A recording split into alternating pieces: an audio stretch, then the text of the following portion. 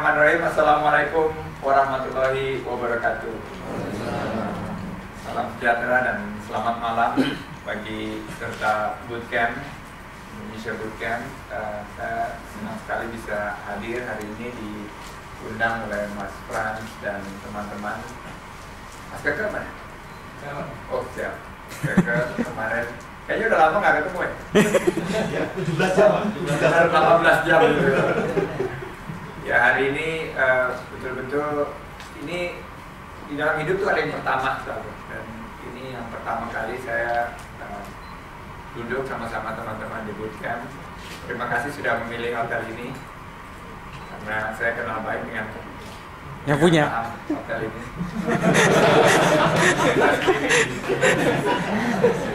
Dan diskonnya salah ngomong.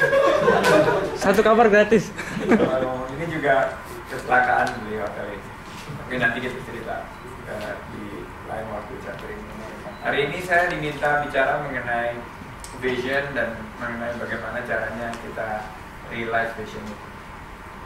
Konsepnya yang sudah teman-teman lihat di sini adalah big vision, empty wallet. Apa itu big vision, empty wallet?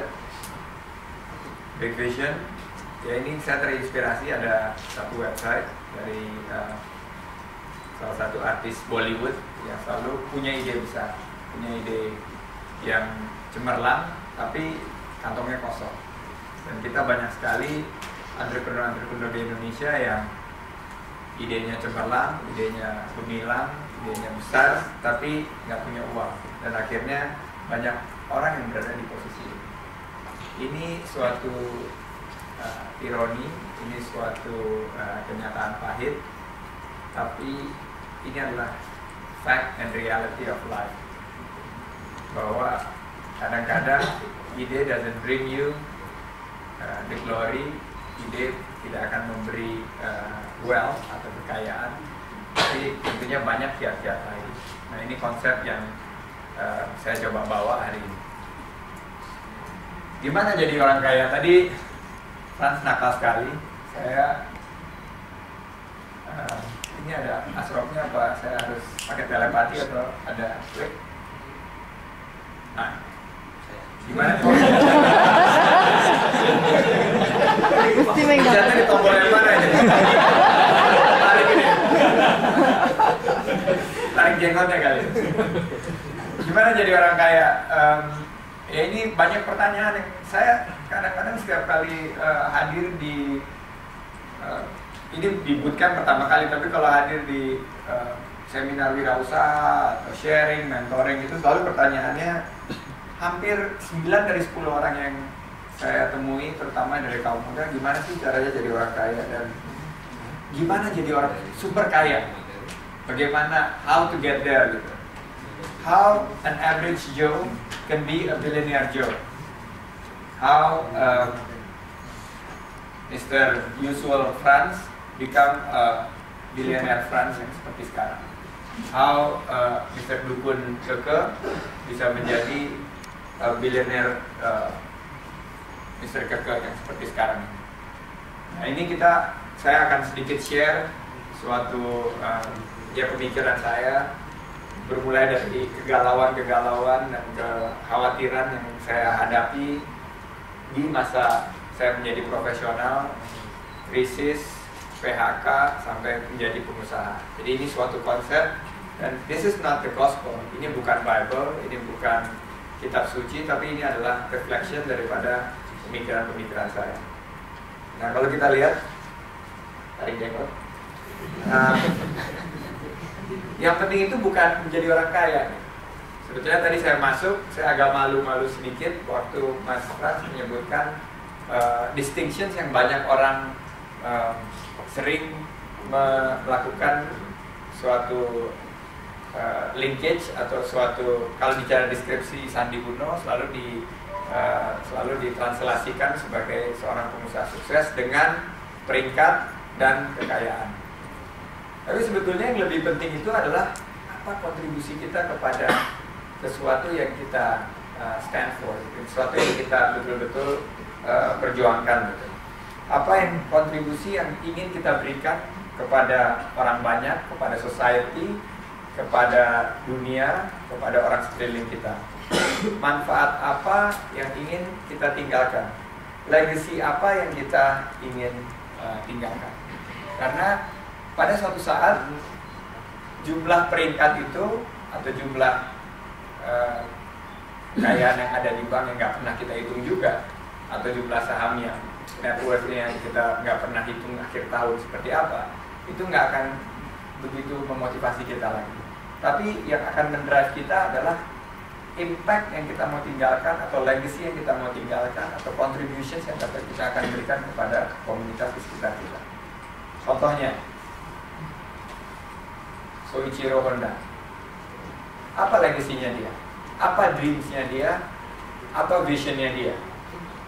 Buat Soichiro Honda, bukan peringkat kekayaan di Jepang, bukan jumlah uang yang dia miliki, jumlah yen yang dia miliki, tapi dia bermimpi, bervisi bahwa personal mobility for everyone, di mana orang tiba-tiba bebas mencapai dari poin A ke poin B, mencapai suatu kemudahan dalam bertransportasi. Semua orang bisa punya mobil sendiri. Honda bermimpi bahwa mobil itu becomes affordable, bisa dimiliki oleh setiap manusia, bukan hanya orang Jepang, tapi orang di seluruh dunia. Ini visinya dia waktu dia memulai usahanya sebagai membuat mobil. Waktu itu selalu diketawain gitu. Kalau di Amerika mobil Honda itu selalu di mobil yang paling kualitasnya paling rendah, karena memang dia mencoba membuat Honda ini yang paling murah, karena visinya dia itu adalah personal mobility for everyone. Steve Jobs. Untuk Steve Jobs is computer for the rest of us. Jadi untuk Steve Jobs, bagaimana komputer yang tadinya barang mahal, barang langka, yang gedenya segede ruangan ini bisa dikecilkan untuk menjadi kebutuhan semua orang, untuk membantu kerja, untuk meningkatkan efisiensi, untuk mendorong terjadinya suatu optimalisasi daripada kehidupan kita sehari-hari. Itu mimpinya dia. Dia nggak pernah bermimpi pada hari ini Apple, perusahaan Apple yang dia dirikan, dia tinggalkan, dan dia kembali lagi, itu ternyata pada hari ini lebih besar market kapitalisasinya atau kapitalisasi pasarnya dibanding Microsoft, saingan terbesar. Untuk Tony Fernandes, untuk Tony Fernandes adalah bukan dia ingin menjadi seorang selebriti atau seorang yang paling kaya di Malaysia. Sekarang dia orang nomor 12 terkaya di Malaysia.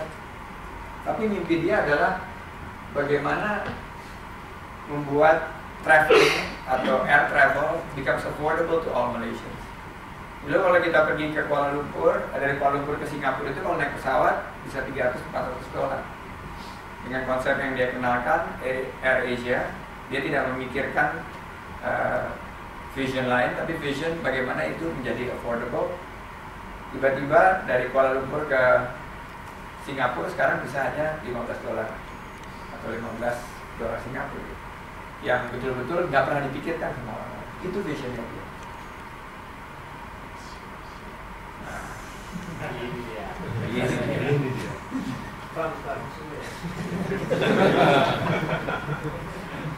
Saya cukup kenal dengan orang ini. Nggak salah iklan Bang Kopi. Apa visinya dia waktu dia memulai usaha? Apa keinginannya dia pada saat sekarang usianya bertumbuh ke depan? Visinya adalah dia ingin Indonesia setara. Ingin bahwa dalam suatu kontradiksi bahwa Indonesia punya potensi sumber daya alam, punya potensi sumber daya manusia, dan punya potensi yang lain-lain, Indonesia masih diragukan, masih tidak dianggap setara. Nah, yang mendrive seorang Sandiaga Uno pagi-pagi itu adalah bagaimana menjadikan Indonesia setara.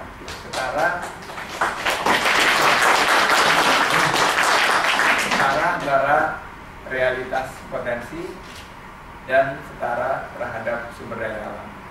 Nah, kalau dia termotivasinya itu peringkat atau jumlah kekayaan yang dia miliki, dia nggak akan ada di sini hari ini. Dia lagi akan kejar deal-deal yang lain yang dia akan buat, dan dia akan dapat. Dia akan coba beli lebih banyak tambang batu bara, dia akan coba lebih banyak membeli perusahaan lain dan mencoba melakukan financial engineering. Tapi karena keinginannya untuk membangun Indonesia setara, ya dia hadir di sini karena saya yakin, saya atau dia yakin bahwa the next billionaire itu ada di dalam ruangan ini.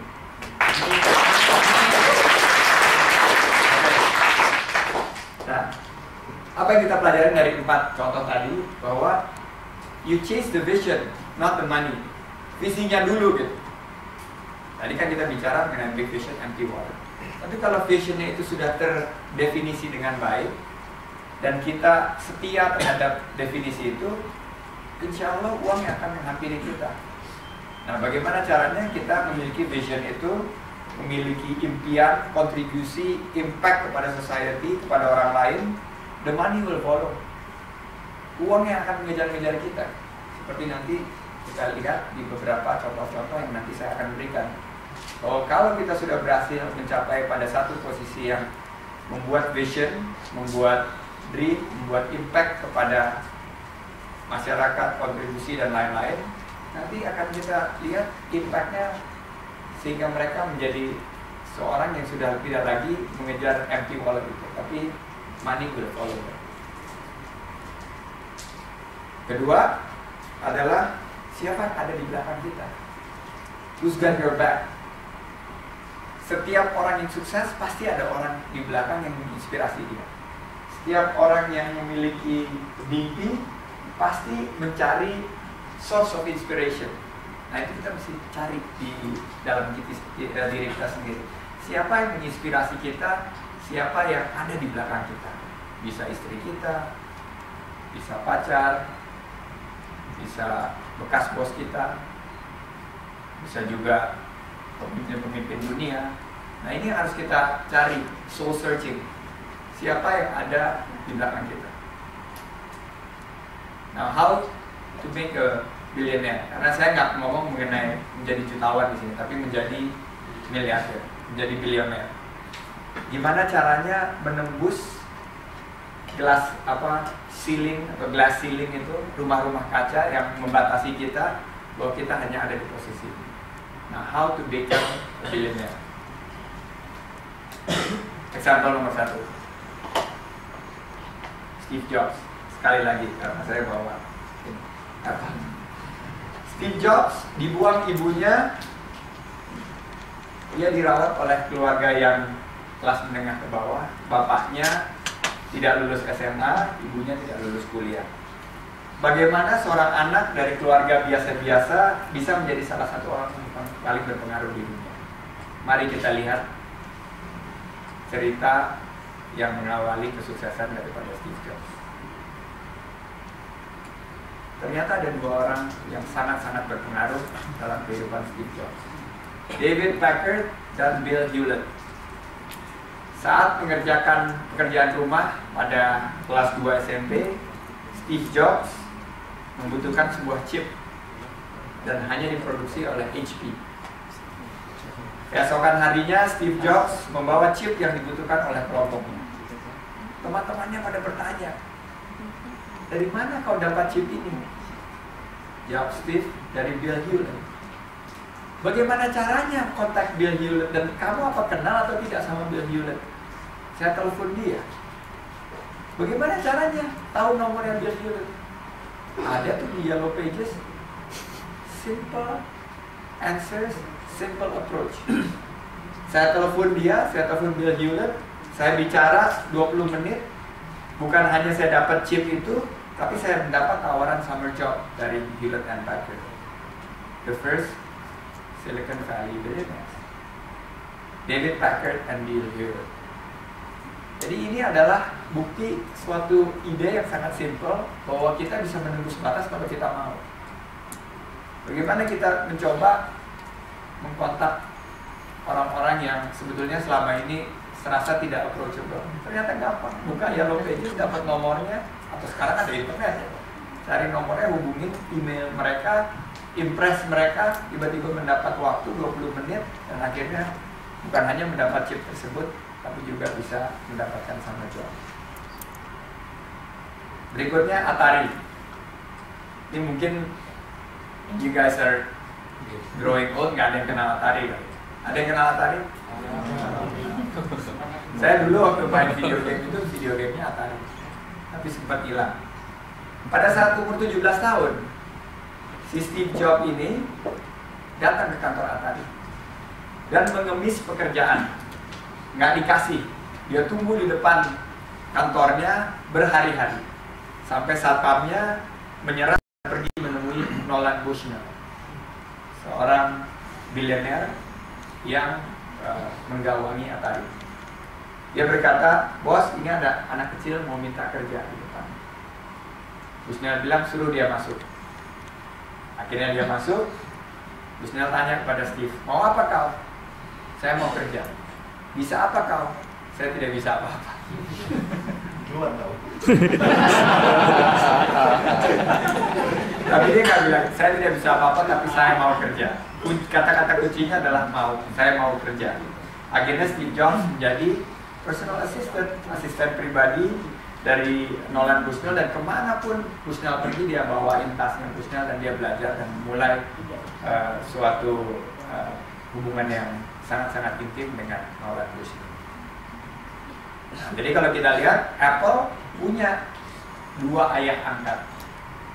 Ayah angkat yang sebelah kiri, Bill Jewell and David Packard, jago-jago hardware terbaik di dunia IT mereka yang buat. Dan di sisi kanan ada Nolan Bushnell. Steve Jobs dan Steve Wozniak bisa tumbuh berkembang karena memiliki dua ayah angkat. Dia tidak tumbuh dengan sendirian. Mereka punya mentor. Wozniak dan Jobs itu punya mentor, dan mentor itu merupakan 3 orang terpenting dalam industrinya. Steve Jobs masih muda, tapi karena kemampuannya mengakses 2 ayah angkatnya atau 3 ayah angkatnya, satu jago di hardware dan satu di software, you know where Apple is now. It's the biggest company in the world, even bigger than Microsoft. Example nomor 2. Wah, ini cantik juga ya. Show mundur lagi ya.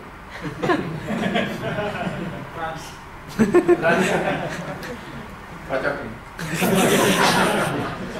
Oke. Cukup. Nanti pertanyaan. Oke. Ini udah kelihatan sekali gitu. Tony Fernandes, AirAsia.com. Rupanya aja udah mirip. Pesawatnya aja udah mirip. Desainnya udah mirip. Ini contoh asli dari ATM, amati, tiru, modifikasi. Jadi kita udah tahu. Jadi kira-kira kita udah bisa tahu siapa di belakang Tony Fernandes. Tony Fernandes, atau yang dipanggil sekarang Datuk Tony Fernandes, dalam waktu singkat bisa mentransformasi dunia penerbangan, bukan hanya di Asia tapi di dunia. Dia bisa memberikan suatu alternatif terbang dari Kuala Lumpur ke Paris hanya dengan uang kurang dari $250. Perusahaan yang dia beli ini hanya dengan $1 karena perusahaannya bangkrut. AirAsia waktu dia beli itu, dia beli dengan $1.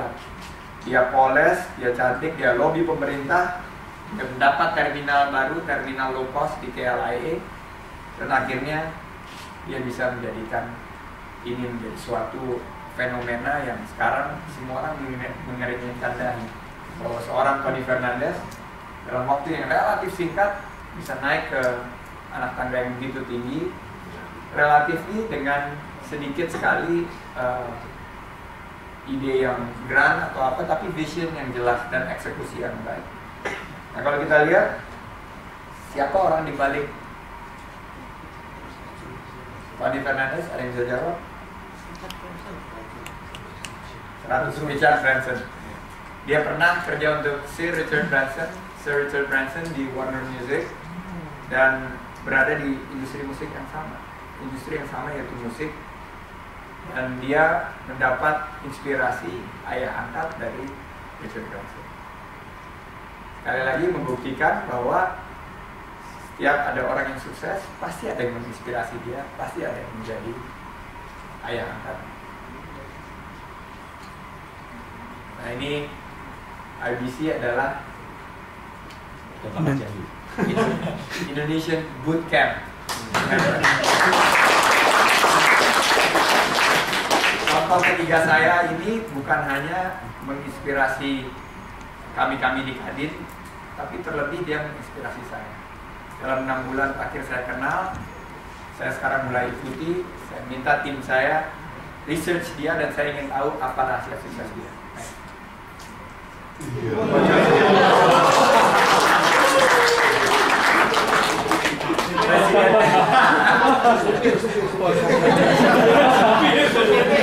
Ini asli mobilnya dia dan saya lihat sendiri ada di garasinya dia.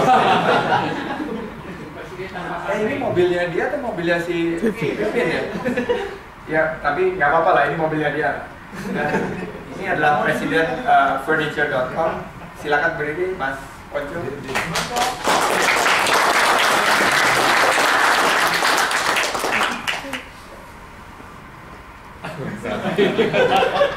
Aku ini si kepala sapi. Itu pekerjaan dari Ponco Sugierno. Saya izin ya, saya ingin baca karena ini inspirasi saya sendiri. Ini tulisan dengan terus terang tulisan yang menggugah hati saya, jadi saya akan membaca sebagai the first person atau I. Ini Ponco Sugierno. Ketika saya kecil, saya adalah seorang gembala sapi di suatu desa bernama Kagungan Ratu. Saya suka nama desa ini. Sebuah desa yang ada di daerah Tulang Bawang, Lampung, daerah transmigrasi. Dari kecil sebelum sekolah sampai SMA saya mengembalakan sapi. Di saat saya berada di padang rumput bersama 11 sapi saya sering berpikir, kalau besar nanti aku jadi apa ya? Masa selamanya aku jadi gembala sapi? Angan-angan saya sering berubah-ubah. Kadang saya berpikir ingin jadi dokter. Kadang saya berpikir ingin jadi musisi. Kadang saya berpikir jadi seorang pengusaha seperti Sandiaga Uno. Oh salah. Itu karena saya modifikasi itu tadi dan download. Dan lagi-lagi itu hanya keinginan. Tapi keinginan itu terus ada sampai SMA. Dan cita-cita itu terus tidak menentu. Tapi kali ini keinginan untuk menjadi musisi sudah hilang. Karena skill musik saya nggak bertambah-tambah. Maklum hidup di desa. Sambil bekerja sebagai seorang administrasi dan merangkap keuangan, saya juga membuatkan website buat perusahaan yang saya gratisi. Dan saya juga membuat website saya pribadi yang berisi gambar-gambar mebel kejadian di tahun 2000 sebelum bulan Mei. Dalam waktu seminggu, website saya online kan, saya mendapat kontak dari Italia. Wah, saya sembunyi-sembunyi dengan orang perusahaan menjemput calon buyer tadi bersama teman saya yang satu ide di perusahaan. Ternyata nggak deal, gagal. Tapi saya sudah senang karena pernah mendatangkan orang Eropa melalui web saya. Selain saya jadi karyawan dan punya web sendiri, saya juga menerima jasa pembuatan website. Dan saya terlena dengan pekerjaan itu, dan fokus saya untuk memasarkan barang di website saya sendiri membengkalai selama 5 tahun. Saya tidak lagi mendatangkan calon pembeli dari website saya karena saya tidak concern mungkin ya. Hingga pada awal tahun 2005, saya dan teman-teman di PHK dari kerjaan. Ini yang menginspirasi saya karena saya juga pernah di PHK di tahun 1995. Eris Nugroho dan Ponco Sugierno menemui suatu titik balik, dan titik baliknya tersebut adalah begitu dia di PHK. Begitu dia di PHK, dia mendapatkan suatu second wind atau suatu titik picu untuk mengkatapult dia menjadi seorang pengusaha. Dan akhirnya cerita singkatnya Presiden Furniture.com lahir dan tambah maju sampai sekarang. Saya pernah hadir di shop dia di Jepara. Ternyata dia sudah mempekerjakan 30 pengrajin furniture. Dan tiap pengrajin furniture itu memiliki 25-50 karyawan. Kalau di total ada 1.500 karyawan. simple idea. Vision to impact. Apa visionnya? Keluar dari ngangon sapi. Apa impactnya? 1.500 orang sekarang ada di bawah pojok Sudirman. Siapa di baliknya? Itu pabrik Pak Ponco. Saya sudah hadir. Ini mobil-mobil kami ke sana 2 minggu yang lalu. Ini kursi-kursi bukan mau nonton saya lagi visit. Ini kursi-kursi emang ada di situ. Yang dijemur. Lagi dijemur atau lagi menunggu pembeli. Tapi ini workshopnya dia dan saya terus terang impress. Tepuk tangan untuk Mas Ponco. Orang di belakang dia tidak lain dan tidak bukan Pak Keke. Mana Pak Keke? Pak Keke silakan. Example nomor 4. Loh, kok dia lagi? Sandiaga Uno dan Saratoga. Ini kisah saya sendiri.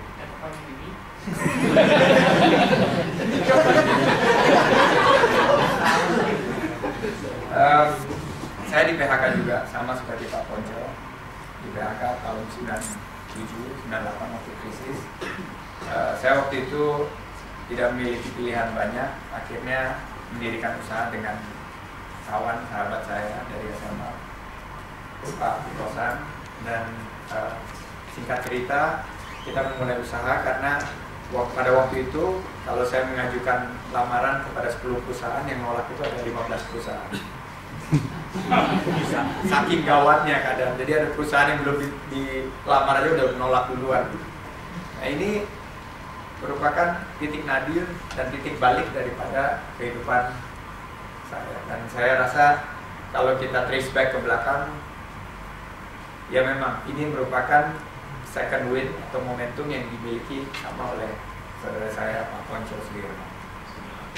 Dengan kegigihan, kebulatan tekad, akhirnya diputuskan untuk mandiri secara keuangan, menjadi seorang entrepreneur. Dari ruangan 4x5 di Bilangan Kuningan menyewa 4 orang yang bekerja di grup kami waktu itu. Kami mengerjakan sendiri, ya office boy juga, ngetik juga, mengonsep sendiri proposal kepada klien. Sebagai messenger juga kita antar dan kita tunggu. Sekarang usaha kami sudah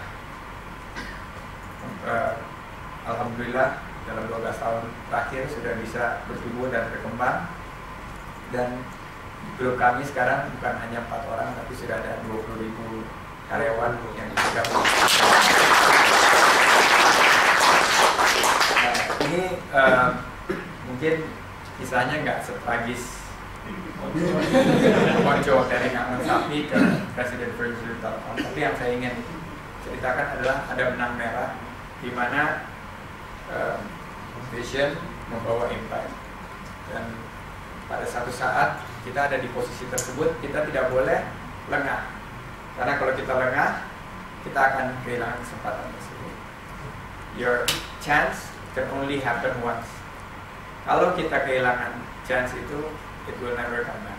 Jadi itu mesti kita selalu siap. Begitu kesempatan itu datang, harus kita raih. Siapa di belakang Sandi Uno? William Surajaya. William Surajaya ini mentor saya. Sama seperti Steve Jobs, saya juga merengek-rengek kepada William Surajaya. William Surajaya, saya perlu Om William, saya panggilnya Om. Itu saya pegawai rendahan di Astra. Dia begitu menginspirasi saya. Karena waktu dia membuat visi dan misi daripada Astra itu tidak pernah terbetik kata bahwa Astra itu harus menjadi perusahaan yang profitnya paling besar. Astra harus menjadi perusahaan yang revenue-nya paling besar. Astra harus menjadi perusahaan yang nomor sekian di Indonesia. Tapi misinya dia yang pertama ini betul-betul menggugah hati saya. Visi Astra pertama adalah menjadi aset bangsa. Bangsa yang terpikirkan oleh dia dulu. Sebelum dirinya sendiri, dia pikirkan orang di sekitarnya. Itu konsep disebut sebagai -1, di mana ada suatu kepedulian kepada orang-orang di sekitarnya. Saya ingat pengalaman saya di tahun 97-98, ini tidak akan pernah saya lupa. Waktu itu saya mentor kepada dia, setiap Sabtu saya dikasih waktu setengah jam untuk makan siang sama dia. Dan pada saat itu kerusuhan terjadi, di mana mulai terjadi bakar-bakaran, dan salah satu kantor dia di Tanah Abang itu ternyata daerahnya itu mulai dimasukin penjara dan mulai ada bakar-bakaran di situ. Ada utusan dari kantor tersebut datang melaporkan ke kita waktu kita lagi makan siang, menyatakan bahwa Om, kita harus berterima kasih alhamdulillah kepada Tuhan, puji Tuhan, bahwa di sekitar kita ruko-ruko dan toko-toko dan kantor-kantor di sekitar kita habis terbakar dan dijarah, tapi berkat mungkin pahala dan kebesaran hati Om William, kantor kita satu-satunya yang tidak dijarah, kantor kita satu-satunya yang tidak terbakar. Jadi ini kita perlu rayakan. Saya ingat sekali mukanya Om William begitu memerah. Bukannya dia senyum, bukannya dia bahagia, tersenyum bersama-sama stafnya yang melaporkan ke dia, tapi dia mukanya memerah, menahan amarah. 1 menit dia diam, dia bilang, dia geleng-geleng, kalian itu betul-betul keterlaluan. Tetangga-tetangga kalian itu rumahnya tokonya terbakar dan lain-lain, dijarah. Bukannya kalian membantu mereka, tapi kalian mensyukuri bahwa kalian masih memiliki kantor. Kalian harus pikirkan mereka. Bukan kita harus mengucapkan sebagai suatu yang kita syukuri, tapi ini adalah suatu panggilan agar kita melakukan yang lebih buat komunitas di sekitar kita. Jadi yang terbetik di pikiran dia itu bukan mensyukuri dulu kantornya itu tidak terbakar atau tidak terjarah, tapi yang dipikirkan adalah orang sekitarnya. Nah, ini adalah visi dan keseharian dari William Sudjaya yang betul-betul menurut saya menjadikan saya betul-betul tergugah, dan begitu saya memulai usaha dan mulai meningkatkan usaha kami, impact kepada society atau menjadikan Indonesia lebih baik, menjadikan Indonesia yang setara itu menjadikan suatu motivasi yang buat saya lebih penting daripada membuat perusahaan kita lebih besar, lebih memiliki profit yang lebih tinggi dan menaikkan peringkat daripada perusahaan kami dalam kancah perekonomian Indonesia. Apa konsepnya? Nah, sekarang kalau kita lihat sudah ada tadi example, pasti ada konsep dari pelajaran-pelajaran atau example yang ada di atas. Ternyata satu adalah apprenticeship, atau sering kita sebut sebagai mentorship. Kadang-kadang lebih simpel lagi disebut sebagai nempel. Konsep daripada nempel ini atau apprenticeship pernah diberikan juga oleh Abdurrahman bin Auf, di mana beliau nempel kepada pedagang lain. Beliau belajar kepada pedagang lain. Nabi Muhammad juga Shallallahu Alaihi Wasallam juga menempel kepada pedagang-pedagang lain yang lebih sukses. Lama-kelamaan pedagang-pedagang lain itu bisa memberikan pelajaran dan inspirasi kepada kita yang junior. Jadi saya percaya konsep mentorship, konsep apprenticeship, dan konsep sponsoring itu adalah konsep yang tidak terpisahkan agar seorang bisa naik kelas dari jutawan menjadi miliarder. Mentor atau guru pembimbing betul-betul dibuktikan. Kalau kita belajar di sekolah tanpa guru, kita akan sulit sekali belajar matematika misalnya. Tapi karena ada gurunya, kita akan sangat mudah belajar matematika. Bisnis juga seperti itu. Kalau kita nyoba kepentok-kepentok, pasti akan sulit. Tapi kalau kita memiliki mentor, kita memiliki komunitas seperti bootcamp ini, yang ada beberapa mentor di sini, akan terasa lebih mudah untuk tentunya bertumbuh dan berkembang. Kunci apprenticeship itu apa? Karena nggak gampang untuk mendapatkan apprenticeship. Susah sekali gitu kita ketok pintu ke Borsadino atau kita ketok pintu ke Ciputra. Pasti kita akan seperti tadi Steve Jobs dengan Nolan Bushnell, pasti akan disuruh pulang. Tapi kita bisa mendapatkan yang penting. Saya yakin kalau kita mau, kita pasti bisa. Satu, kejujuran. We have to be true to ourselves. We have to tentunya honest dan betul-betul memiliki suatu kunci bahwa kejujuran itu adalah bisa membuka semua pintu. Nah, ini juga ada beberapa mentor bisnis yang mulai suatu hubungan dengan mentorship dan mentoring gitu dengan suatu simple kebetulan. Tapi kalau bisa kita menggariskan suatu kejujuran, akan sangat mudah untuk mendapatkan mentor tersebut. Ada beberapa konsep yang saya ingin garis bawahi. Salah satunya memang konsep saya sendiri dengan William Surajaya. Saya waktu itu jujur datang ke dia, saya bilang, Om, saya ingin belajar, saya ingin betul-betul berguru sama Om. Dia tanya apa motivasi kami. Saya waktu itu jujur, karena saya waktu itu baru di PHK dan tidak memiliki, ya terus terang kalau orang di PHK itu tiba-tiba rasa percaya dirinya hilang. Saya jujur bahwa saya bilang saya tidak punya percaya diri sama sekali. Kalau saya berada di sekitar Om William, tiba-tiba motivasi saya meningkat. Itu aja yang saya mau. Saya mau memperlihatkan kepada orang-orang bahwa saya dekat sama Om William. Itu waktu itu kejujuran saya. Dan dia menghargai kejujuran tersebut. Dia bilang, oke, kalau begitu ikut sama saya makan siang setiap hari Sabtu di sini, di kantor saya. Kira saya datang setiap makan siang sama Om William. Kedua adalah trust is everything. Jadi pertama honest, kedua adalah amanah. Amanah itu modalnya adalah kepercayaan. Bisnis itu adalah trust. Dengan reputasi yang baik, pasti kita akan bisa mengukir prestasi. Orang akan berbondong-bondong datang untuk menemui kita kalau kita dikenal sebagai orang yang dipercaya, orang yang tidak memplang, orang yang tidak ingkar janji, dan kuncinya adalah tentunya tadi kejujuran dan amanah. Kalau kita jujur, kita amanah dan memiliki kemampuan untuk mengatakan tidak kepada yang neko-neko, tapi kita tetap jujur, sekali lagi uang yang akan mengejar kita, bukan kita yang mengejar uang, tapi uang yang akan mengejar kita. Ketiga, ini kunci juga, never give up. Never ever give up. Karena once you give up, you lose your chance. Once you give up, you lose your chance. Saya selalu merasa down setiap kali saya gagal. Banyak yang melihat sisi kesuksesan, tapi setiap pengusaha pasti ada kegagalan. Dan kegagalan itu merupakan bagian keseharian daripada seorang pengusaha.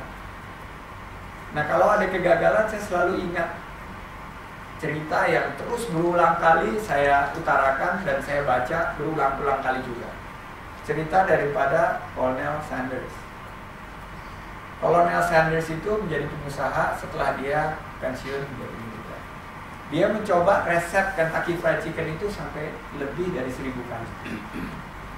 Ditolaknya itu 999 kali. Jadi kalau saya udah mau give up, saya menyatakan bahwa berapa kali saya udah mencoba. Kalau masih 10 kali, masih 15 kali, masih 20 kali, tidak ada apa-apanya sama si Colonel Sanders itu. Jadi itu bisa memotivasi kita. So, you never give up. Don't ever give up. Never say no. Keempat, think outside the box. Ini pura-pura yang dalamnya ada burger. I don't understand the relationship between think outside the box and the turtle. Tapi ya kurang lebih, you have to think outside the box. Karena once you think outside the box, anything can happen. Kita coba pikir suatu koridor di mana yang lazim-lazim aja. Di dalam usia bisnis, kalau misalnya kita memulai sesuatu harus yang spektakuler. Spektakuler itu adalah think outside the box. Keluar dari kelaziman. Waktu saya memulai usaha, kelazimannya adalah dalam keadaan krisis itu orang mestinya cari payung dan berteduh. Tapi kalau kita think outside the box, begitu krisis pasti banyak peluang. Contohnya hotel ini. Hotel ini waktu itu nggak akan bisa dibeli kalau kita tidak memiliki kemampuan konsep think outside the box. Di mana orang-orang waktu itu takut beli properti, harga properti jatuh semua. Kita harus berani mengambil resiko dan mengambil suatu keputusan think outside the box. Kita beli, kita modifikasi, kita renovasi dalam waktu 3 tahun, 4 tahun. Sekarang hotelnya sudah alhamdulillah sekarang jauh lebih bagus dan harganya, value-nya juga akan lebih tinggi. Kalau kita tidak memiliki kemampuan untuk berpikir di luar koridor, di luar box, kita tidak akan mungkin bisa mencapai kesuksesan. Contoh kedua, batu bara. Waktu kita mulai investasi di batu bara di tahun 1999 tahun 2000, semua menertawakan. Karena batu bara waktu itu dibilang sunset industry. Batu bara disebut sebagai industri yang akan kolaps. Karena tidak ada lagi yang mau menggunakan batu bara. Tapi kepercayaan kita adalah di luar box tersebut, bahwa begitu krisis selesai, negara, industri pasti akan membutuhkan energi. Dan energi apa yang paling gampang? Energi batu bara. Itu kepercayaan kita. Kita mulai investasi tahun 2000, bank tidak ada yang percaya kepada kita. Kita coba galang dana melalui teman-teman, melalui investor dari luar negeri. 2001, 2002 harga mulai meningkat, 2003, 2004, 2005 begitu recovery, ternyata harga batu bara naik 3-4 kali lipat. Investasi awal yang kita buat sekarang sudah naik hampir 80 kali lipat nilainya dibanding waktu kita beli. Perusahaan yang kita beli waktu itu merupakan perusahaan nggak masuk 500 besar perusahaan di Indonesia. Sekarang perusahaan ini masuk ke dalam top 10 Adaro Energy, dalam top 10 perusahaan terbesar dalam bursa efek Indonesia. Nah, ini yang kita lihat bagaimana caranya kalau konsep think outside the box ini kita terapkan, dan true to the nature, kita nggak mudah dipengaruhi. Kalau kita percaya bahwa vision itu adalah yang benar, insya Allah usahanya akan sampai. Kuncinya apakah kita mau, apakah kita jujur, apakah kita trust, because trust is everything and never give up, and think outside the box. Jadi dengan itu saya ingin tutup sharing ini, saya terbuka untuk diskusi. Tapi guys, I believe bahwa dalam ruangan ini mustahil kalau tidak lahir 5 atau 6 bilioner dalam jangka 5 tahun. Terima kasih. Assalamualaikum warahmatullahi wabarakatuh.